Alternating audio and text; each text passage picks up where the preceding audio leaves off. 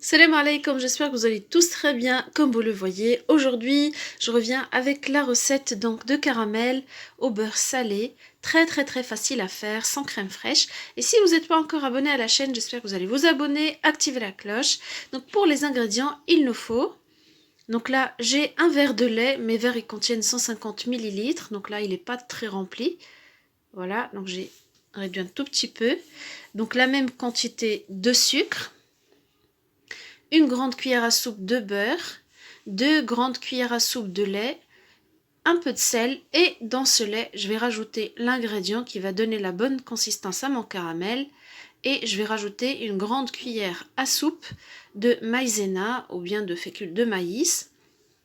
Donc là, je vais bien mélanger et je vais les laisser, donc je ne vais pas les utiliser tout de suite. Et un peu de sel, bien sûr, c'est facultatif.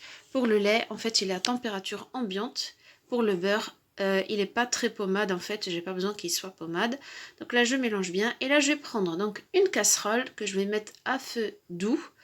J'insiste là-dessus parce que c'est très important, sinon le caramel, il va brûler trop vite. Le mieux, si vous pouvez prendre un grand récipient pour étaler le sucre sur une couche très fine.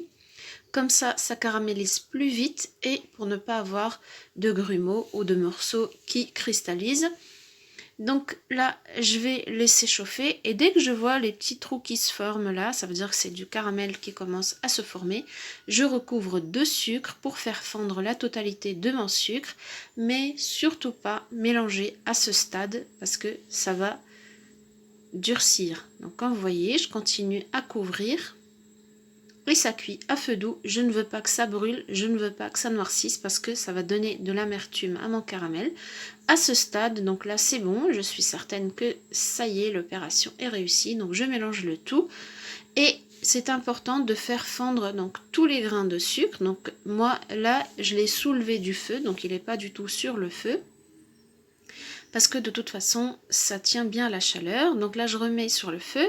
Je rajoute la grande cuillère à soupe de beurre. Donc c'est à peu près 30 grammes. Non, même pas, je pense 20 grammes. En tout cas, c'est une grande cuillère. Je voulais pas prendre en grammes parce que franchement, c'est plus facile comme ça pour tout le monde. Mais de toute façon, 20 grammes ou 30 grammes, ça change pas grand-chose. Donc là, je mélange bien. Et là, pareil, moi, je soulève là, la casserole du feu. Je ne veux pas que ça cuise et j'aime bien garder une couleur brunâtre, je ne veux pas que ça noircisse. Et donc là, une fois que mon beurre a fondu, donc là, je remets sur le feu et je rajoute le lait. Ah zut, j'ai eu un petit souci. Donc là, le caramel n'a pas réussi, il est bon à jeter. Non, je rigole pas du tout. Donc le caramel n'a aucun problème. Vous allez vous dire, ah non, là c'est compliqué, comment je vais régler cela. Ne vous inquiétez pas, c'est juste la réaction chimique entre le froid et le chaud. Donc je continue à mélanger tout simplement à feu doux et le sucre va refondre encore une fois. Vous voyez. Donc là, je continue et une fois que je suis certaine qu'il n'y a plus de morceaux, pareil, vraiment là, le feu, vous pouvez baisser tranquillement et laisser fondre. Et là, je vais rajouter le mélange, donc les maïzena. Je remélange vu que, en fait, ça reste au fond. Et donc là, je remets. Donc sur mon mélange lait caramel. Et je vais continuer à mélanger, c'est très important. Et le mieux, c'est de prendre un fouet. Donc moi, j'ai commencé à la cuillère. Et je voyais que ça allait vite. Donc j'ai pris mon petit fouet. Et donc je mélange. Jusqu'à ce que mon mélange épaississe. Il ne faut pas que ça épaississe trop longtemps. Je l'ai mélangé à peu près 5 minutes. Vous voyez la consistance et n'oubliez pas qu'en refroidissant, ça va devenir un peu plus compact. Donc là, je retire du feu. Je rajoute un tout petit peu de sel. Et ce que j'ai bien aimé avec cette recette, en fait j'ai déjà testé la recette avec la crème liquide. Pardon, la crème fraîche, je ne me rappelle plus. Mais en fait, ce que j'aime bien avec celle-là, c'est que ça n'a pas un goût trop sucré.